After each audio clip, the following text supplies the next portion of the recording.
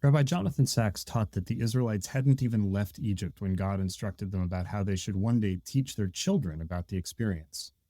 Learning was so important that in the midst of the greatest event in their lives, God asked them to consider how they would frame the meaning of that event for future generations. Medical education is a lot like that. No sooner has a med student learned about the disease affecting their patient than they're asked to teach their classmates on rounds. Interns, the ink barely dry on their diplomas, are already being asked to shepherd the med students around the hospital. Senior residents are often placed in charge of the entire team. And of course, one of the privileges of being a gray eminence among attendings is being able to pontificate to all of them about your medical wisdom. And what do those giants of medicine teach their students? Often, they teach about those very first patients they met, whose stories left an indelible impression. But something's changed in medicine. It's more common than ever to hear a senior healer say to a junior, "Get out while you can." Or, "If I had to do it over again, I'd have gone to law school." Today on Healing People, Not Patients, I speak with my friend Dr. Jeremy Golding, a family physician and career-long medical educator, about what happened to the soul of medical education and whether we can get it back. Okay.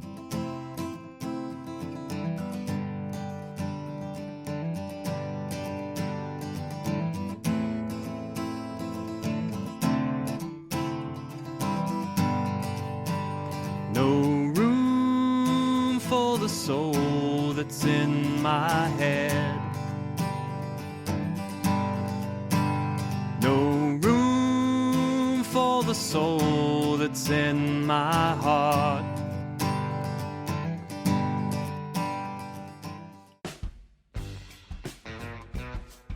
Your medical practice should have you on fire with the passion you originally brought with you to the profession, not consumed with emotional exhaustion and burnout. I'm Dr. Jonathan Winkle, and you're listening to Healing People, Not Patients. Listen each week for ways to get back the spark to keep going, keep healing.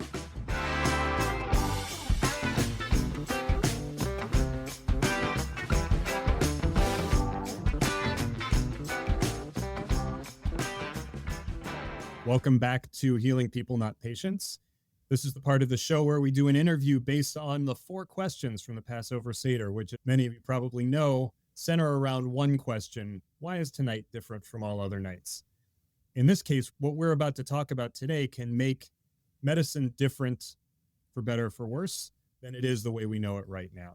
And I'm joined today by my friend, Dr. Jeremy Golding. Dr. Golding is a professor of family medicine at UMass Chan Medical School and does his clinical work at the Student Health Center of Clark University in Worcester, Massachusetts. He is also one of the associate editors of the 5-Minute Clinical Consult, or as we have come to know and love it, the 5MCC. Jeremy, it's great to have you on. Thank you, Jonathan. It's a pleasure to be here. Thank you for asking me. Absolutely. So our Why is Tonight Different is really looking into what's different about medical education specifically today than it is in the past. We've already said, are a professor of family medicine at a large medical school.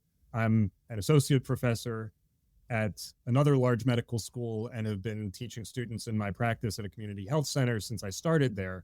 I think both of us have the sense, really from our very first conversation when we met, that there's something a little off about the message that our students are getting. But to know what's off, we kind of have to go back to the beginning and say, what was historical medical education like? There were some traditional goals and values and rules about how we taught the next generation of doctors. And I wonder if you can talk about that a little. Sure, I'd be happy to. Having gone through, I guess, the very end of what might be considered the traditional period of medical education, although I think things were already beginning to change, at least at Case Western Reserve, where I did my med school training in Cleveland in the early 80s. So, I mean, of course, med schools, at least since the Flexner report way back at the beginning of the 20th century, have been striving to produce technically competent, scientifically knowledgeable physicians, people almost to the exclusion of all of the other aspects of the art of medicine. I suspect we'll probably talk a little bit more about that shortly. You know, medical schools try to incorporate or inculcate, I guess, in students a professional identity, as well as instill the idea that service is primary and the patient comes first. That is, we are altruistic. Medicine is a vocation. It's not just a job.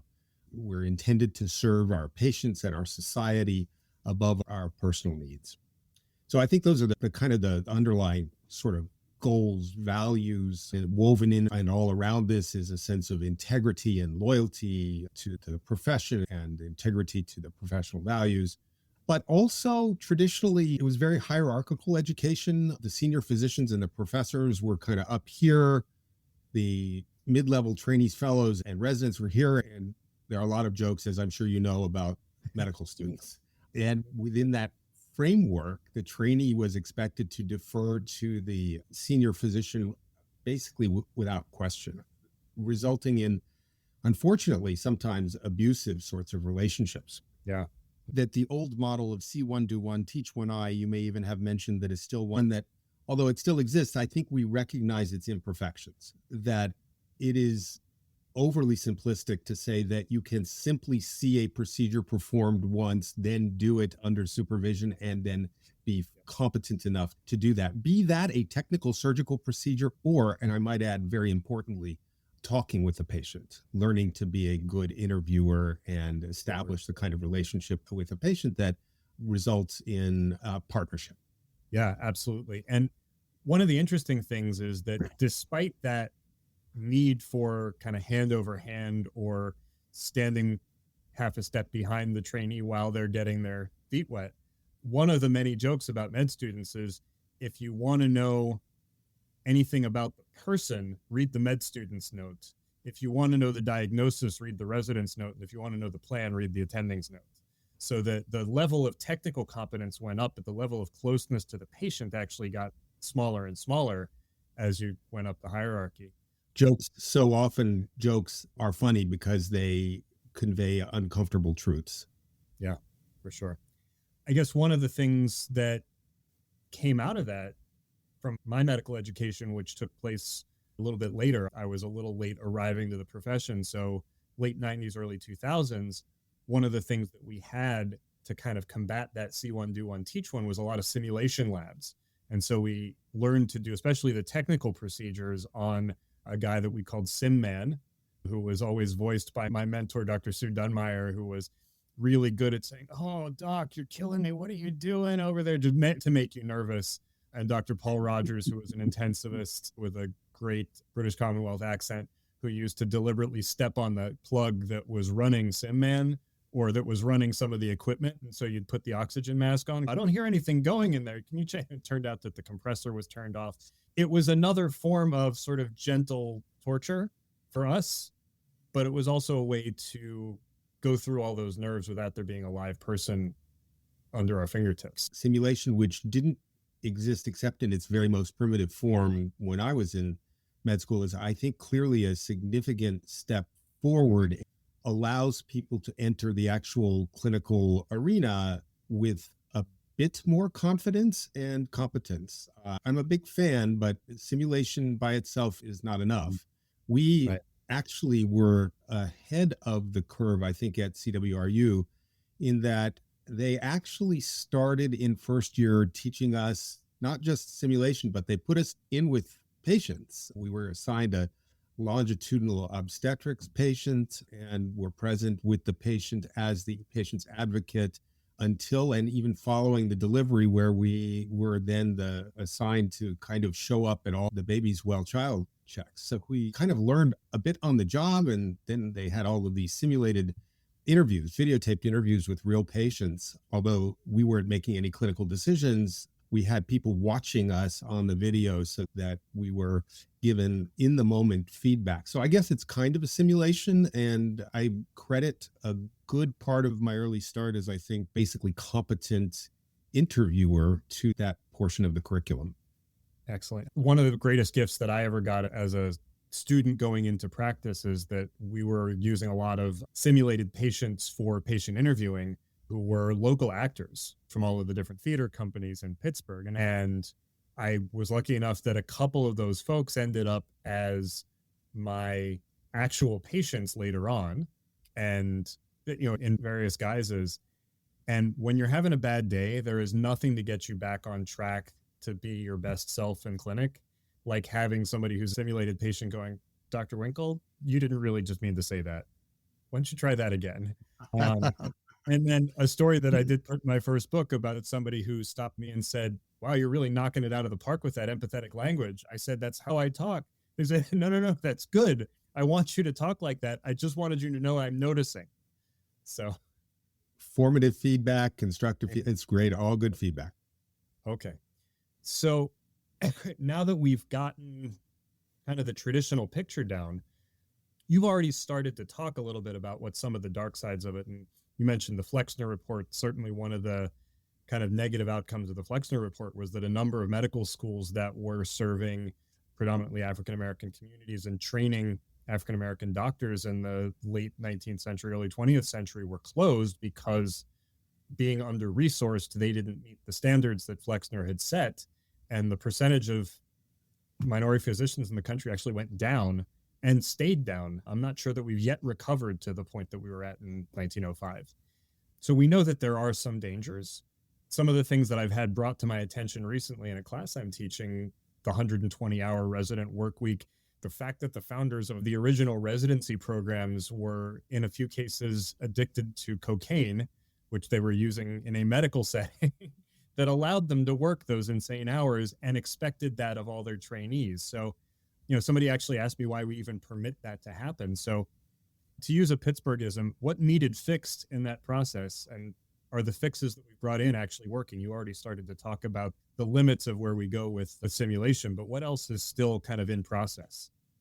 Yeah, I remember the half joking lament that the problem with every other night call as a resident is that you miss half the patients. Mm. The goal was laudable. Medicine, I think, had this huge blind spot about the destructive effect of what is essentially slave labor on the development of humanism in the physician. If you place the patient first, that's one thing, but to say that the patient is the only thing that matters is really to deny the real human needs of the physician. The consequences in terms of damage are severe to the physician, to the family, to the community, the ability over time for the physician to sustain compassion and then to teach the next generation. It becomes kind of a vicious cycle, as you've sort of alluded to. As people become embittered, they tend to become bitter teachers. So anyway, what the list of things that need fixing is really pretty long and daunting, but I'll make a try at hitting some of the highlights as I see it. And let me also say Three's that, always a good number. okay, that when I say that we need to change something, we're really talking about, this is not me, nor the group of educators that I work with. I kind of speaking rather broadly about this medical system that we work in. Okay, let's see if I can come up with three. I think that the biggest challenge, probably the biggest and most important challenge, because it also bears on how do you create a sustainable system, is recognizing that we need to prioritize the skill of creating an effective and personally rewarding physician-patient relationship. Doctors today need so much more than just scientific knowledge and technical skill. Yeah, it's for sure. Students need to be expert in scientific thinking, and they need to know how to run an in-hospital cardiac arrest and all of those other things that we do in our training. But they really need to work on building those good doctor-patient relationships. One that shifts the relationship from that old paternalistic model to one that involves shared decision-making. We need to know how to talk to patients so that patients feel heard and feel comfortable, feel engaged to the extent that they wish to be engaged in their care. And also within kind of wrapped in this is a sense that we need to be able to communicate a fairly complex science while acknowledging our own uncertainty about things when we don't really know something, or when only 1 in 40 such patients being treated would benefit. How does the patient weigh that? And we need to become quite good at communicating those concepts to our patients. I think there's also another element about the importance of building good relationships. Because we are in this complex system with lots of currents and tensions pulling us in different directions to be productive, to make money, to put patients through quickly, we are at risk, I think, of losing that sense of being an ally of the patient. That sense of being a patient's ally is fundamentally the most, I think, sustaining aspect of being a physician. Most of us went into medicine because we wanted to do good in the world. And these days, it's hard to always be sure that you are doing good in the world when we're serving another master. If you can find those opportunities to create allyship, I think help to support not just our patients, but ourselves. Yeah. So that is maybe one or more than one thing. There are other things that do need to be fixed. We've got a problem with deciding how to incorporate teaching when acquiring medical knowledge. Is like drinking from a fire hose is the common description. What is the most important information that needs to be taught? And where can we say, we will teach you where to get this information, but you don't need to know this information specifically. Teaching people to be lifelong learners and how to access the vast world of electronic information. And now, increasingly, how to properly and safely use artificial intelligence to get help with clinical decision making. And so I think that those are probably the most important concepts that are in progress, but in need of change from the old way. The resident work week is still long, but it's much more humane than it used to be. We're teaching things like motivational interviewing, helping patients find their own motivations for change. I think we've really barely scratched the surface with helping students acquire the skills that they need as physicians to maintain equanimity in a frustrating practice environment, and how to work in a system that is fundamentally not equitable, where healthcare is sadly a privilege and not a right. These are all remaining challenges that need to be fixed. We may not be able to fix the system outright, but at least we can help people to become more effective navigators and to avoid burnout. Yeah. And, it's interesting because you started to talk about learners who get to that point of emotional exhaustion and then become teachers. And so you've got cynical, coarse, callous teachers teaching the next generation and kind of perpetuating that feeling. I've recently read two different takes on the idea of compassion fatigue, one of which is that trying to avoid compassion fatigue is actually self-defeating, because if you block yourself off from feeling and engaging in compassionate behavior, you actually burn out faster. And on the other hand, linking emotional exhaustion, feeling that drained sense in the first place, is what leads to not having the energy to be compassionate anymore. So I think somewhere in what you said, there might be an answer to that dilemma.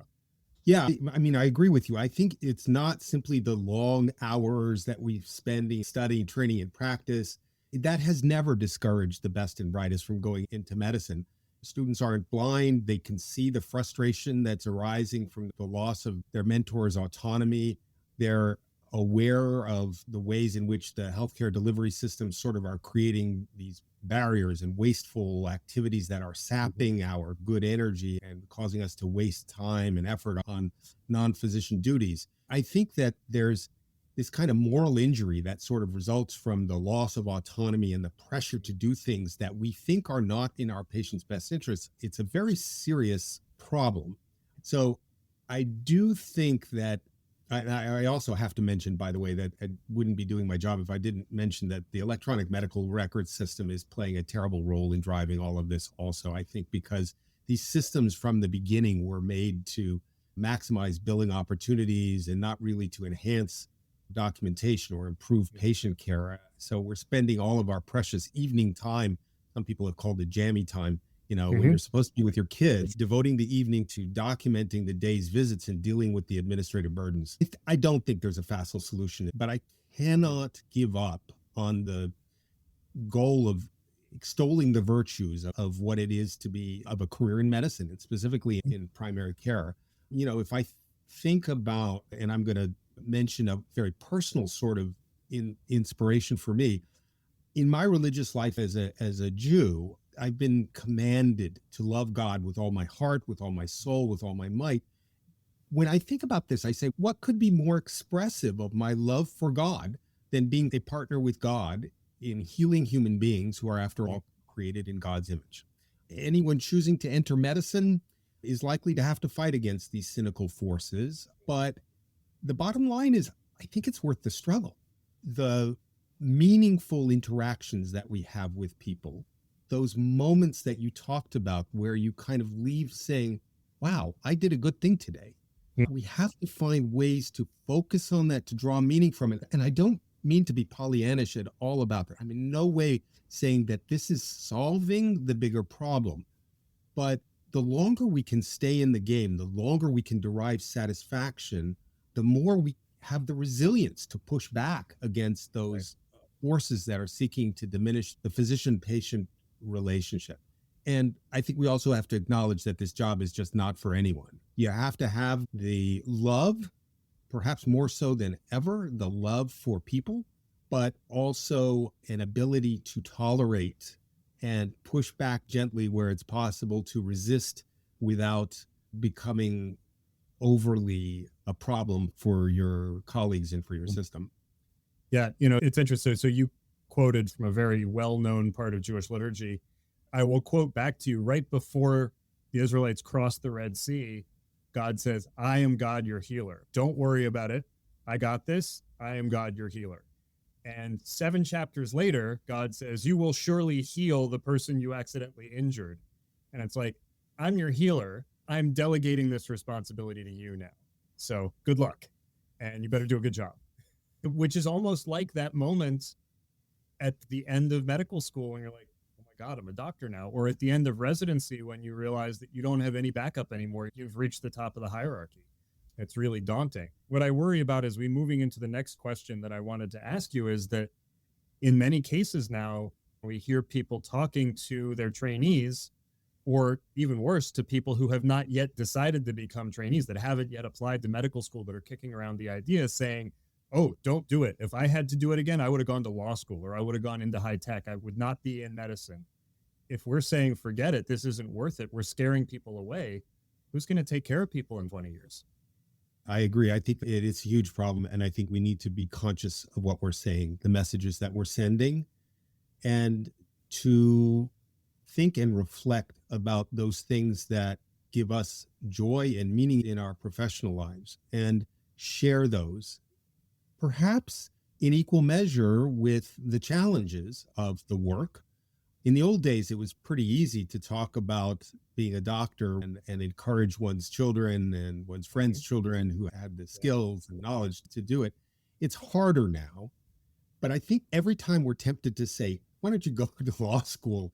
We should stop and say, is that really what is in this person's interest? Is that really what's in our society's interest? How will we be better if this young person chooses not to go into medicine?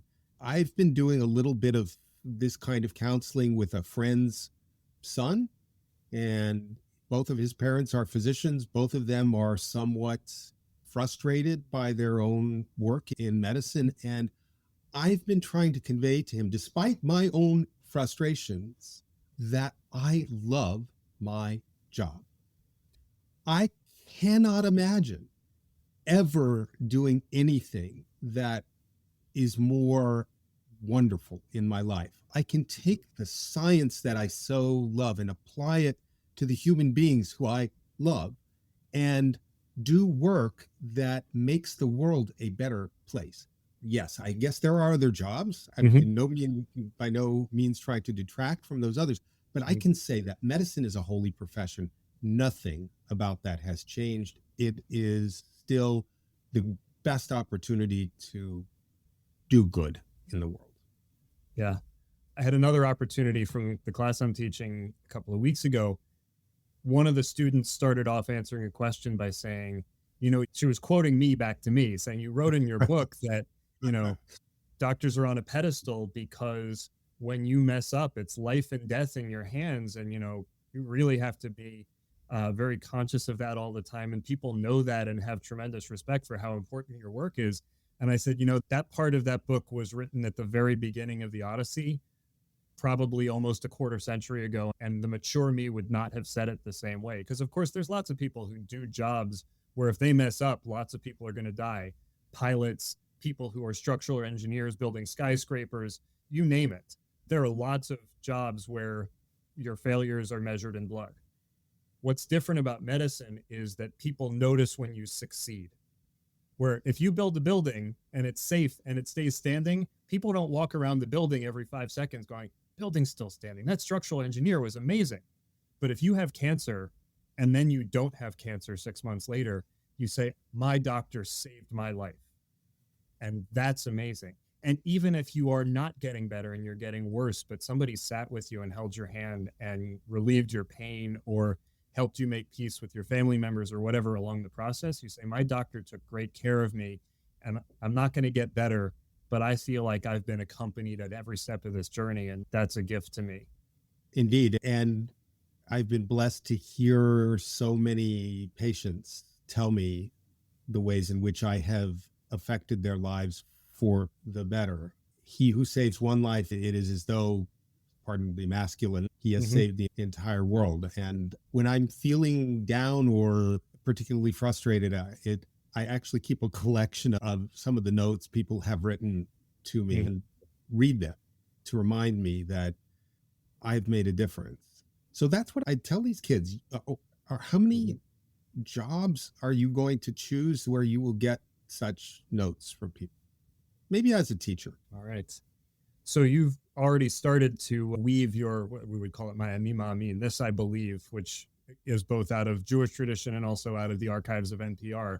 They had a series called This I Believe for many, many years. I am blessed to have met you for many reasons.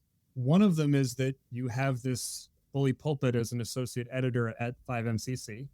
And with all of the holes that exist in a student's education, things that you mentioned, just by virtue of how little time we have to swallow all the water coming out of the fire hose.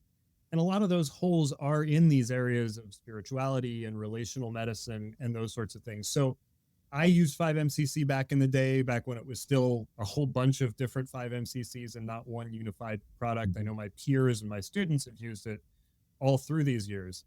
If you could write a chapter for 5MCC or get somebody else to write one, yes, I'm volunteering. If you could write a chapter like that stepped out of the usual, this is the differential diagnosis of abdominal pain, and got into this realm, what would it say? I'm going to put aside my skepticism that anything that I would write or that we or anyone could write in such a chapter might actually change things. That doesn't mean it shouldn't be done. And I will give you a list of some of the thoughts that I have about that. I'm freely acknowledging that I'm borrowing a bit from what my talented 5-minute clinical consult co-editor Katie Barry wrote when I asked that you just asked about what should be in a chapter about relationships, spirituality, and finding satisfaction and joy in medicine. She wrote, first, remember how privileged we are to walk with people through their lives and be entrusted with their most precious secrets. 2, find the good that you do every day. If you look for it, you will find it. 3, always know your worth. 4, set firm boundaries about non-negotiable areas in your life. Stay connected with your personal values. And if they're not respected, see number 3, always find your worth, know your worth, and move on to a place where they are. She concluded with find friends and support networks who can understand, support, and commiserate. And I would add, out of my own experience, find balance. Balance is the key to longevity in medicine. It's not really sustainable anymore for most primary care docs to work full-time clinical careers without taking at least a little time away each week from the clinical care to do something else. For me, that something has been teaching and writing. But for others, it could be research, it could be advocacy, it could be taking a pottery class or volunteering in the community. I personally did my utmost not to work on Shabbat, on the Sabbath, so I could recharge with my family and my religious community. And I was fortunate to be able to do so, and I found it very helpful. Everyone needs a break from the intense and frustrating work in the office to find balance. So those are sort of the key things that I would put in the body of the chapter. And how would I conclude it, I guess? How do you model a successful primary care practice and find joy in medicine? I think we should do our utmost not to focus on what is wrong with a complex and difficult and perhaps ultimately unfixable system, but rather choose to be mindful about how fortunate we are to have a job that benefits society as well as ourselves, a job that uses our brain for good and allows us to go to these very deep places with people. It's not that we should ignore the abuses, but we should consciously focus on the altruistic and idealistic aspirations and the rewards. I have to give a shout out to my friend, Ron Adler, who's the president of the Mass Academy of Family Medicine, who said in his acceptance speech to the presidency, is this a job? Is it a calling? For me, it's a privilege. These special moments with patients, especially when we pause to recognize and share them, can refill our buckets, sustaining us with purpose and learning. Jonathan, my prescription is that we should cultivate the joy that we find in meaningful moments with our patients and learners. I don't think there was a single delivery in the hundreds that I've done over the course of my career when I didn't think to myself, this is utterly amazing. And Baruch Hashem, thank God. I think that basically says it. So I'm going to close with a couple of quick, fun stories. When I was a med student and resident doing my peds rotations in the NICU, we used to get called up to deliveries, and there was a doctor, I will name him because this is a fantastic thing that he used to do, is an obstetrician named Carrie Andrew Jaja. Dr. Andrew Jaja, every time the baby was born, as soon as the baby was dried and breathing on his own, would start singing happy birthday and whip the whole delivery room or the whole operating room up into choruses of happy birthday. And it was choked up thinking about it. It was so amazing to hear. And actually, one of my privileged moments working on a Shabbat was getting called up to the OR, not with him, but with another obstetrician on a Friday night, baby born kind of on the gray side, who we successfully resuscitated and brought back downstairs. And that ended up being a family that I maintained a relationship with for several years because they had a rough course. I actually got in trouble for violating my work hour limits to chat with that family, but it's all good because Kit did really well, and I'm really happy to have been part of that. So while preserving the Sabbath is really important, sometimes the privilege of being commanded to violate the Sabbath to save a life is its own reward. That's right. What you're really talking about is gratitude. Nothing is more healing and sustaining than gratitude. So my fifth question, if Elijah the prophet will allow me one more question, and then we'll call it a day. You've said gratitude several times. I know one of my gratitude practices is that when I walk out of a room, and this is courtesy of one of my mentors, a guy that was a PEDS ER fellow when I was in residency named Peter Antevi, he always said, thank the patient or thank the family for coming. And I've been doing that ever since he mentioned that to us in residency. What's your practice? Very interesting. I was just talking yesterday with some friends about the way in which I often say to patients, I'm really glad you came in today, because so many people are anxious about bothering the doctor, of taking time out of our busy days for a complaint or concern. And it's amazing to watch the relief flood people's faces when you say, I'm really glad you came in today.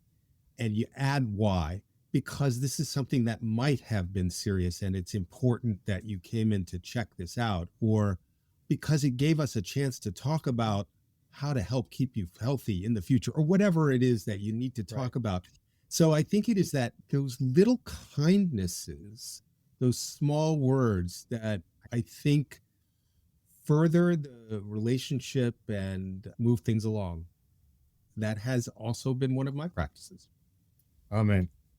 All right. So Dr. Jeremy Golding, thank you so much again for your time. We're recording right before the Jewish New Year, so I'm going to wish you a Shana Tova to be inscribed in the Book of Life. And if we're looking for you, can we include in the notes how to track down 5-minute clinical consult or how to find you? Absolutely. I'll help you with the link, and let me wish you and all of our Jewish listeners who might be out there, may this be a good and even a better year. Amen. Okay. Thank you so much. Bye-bye.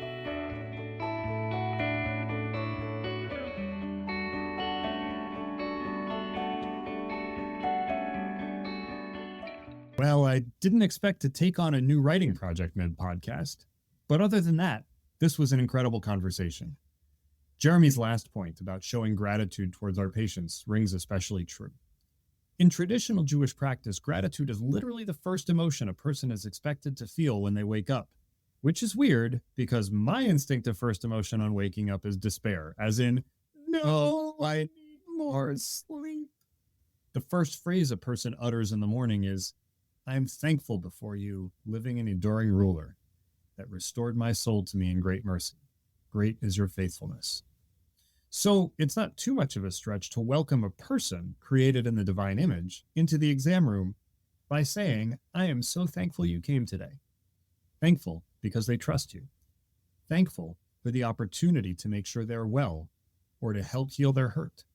Thankful for just being in their presence, even if nothing at all changes.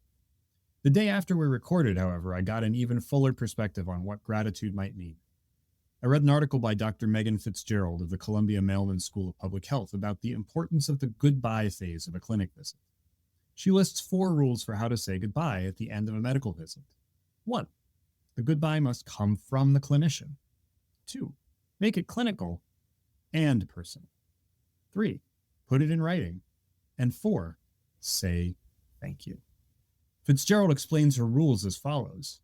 Healthcare is judged not only on what happens in the operating room or at the bedside, but on what happens in the last 5 minutes before the patient walks out the door. Close strong. Offer a warm, genuine send-off.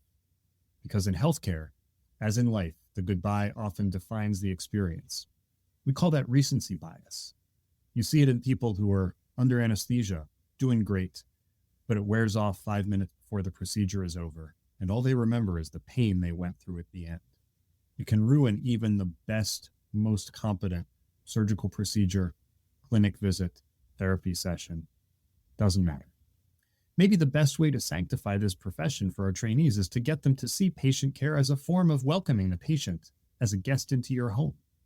Hosting is as much a privilege and a joy as being hosted, as I know from being a part of an ever-growing circle of families who share nearly every Shabbat meal at each other's homes. When our mentees welcome their patients into clinic, they should do so with a bright demeanor. But we can all instinctively understand this about welcoming guests. The real magic in Jewish tradition is what happens when a people leave. The Shlah, one of the great teachers in 16th century Prague, taught, when leaving a city, one enters a danger zone. As the sages teach, all of the roads are fraught with danger. In such situations, we're given the mitzvah of escorting guests to bestow grace upon the traveler. We can all very much remember the dangers that happen after somebody leaves our safe space back out into the world, its temptations, with its hazards, with its confusion. In the 19th century, Rabbi Yisrael Meir Kagan, known as the Chafetz Chaim, expanded on this obligation. Especially if the guest is not familiar with the way and the roads branch out in several directions, it is a great mitzvah to accompany him or at least clearly explain where to go so that he will not get lost. Now, if that doesn't map exactly onto the experience of a patient leaving a doctor's office, especially in a large academic medical center with 65 buildings and 5,500 rooms, I don't know what does. Here's to teaching the next generation of healers how to be good companions to the people they care for. And here's to all of you for listening.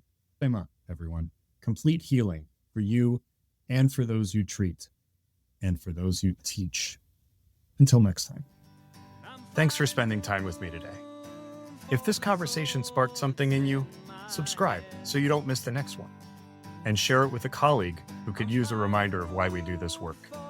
For more thoughts, explore my blog at www.healerswholisten.com/blog or follow me on Instagram at healerswholisten. For deeper dives, check out the book version of Healing People, Not Patients, or my second book, From Illness to Exodus. Links to both are in the show notes. Our theme song, Room for the Soul, is available on Bandcamp. It's a reminder that together, we can find room for the soul in medicine. This podcast is not medical advice, nor is it legal or financial counsel. It's a space for reflection, rooted in stories, spirituality, and the art of healing. For your own care, always consult the professionals who know you best.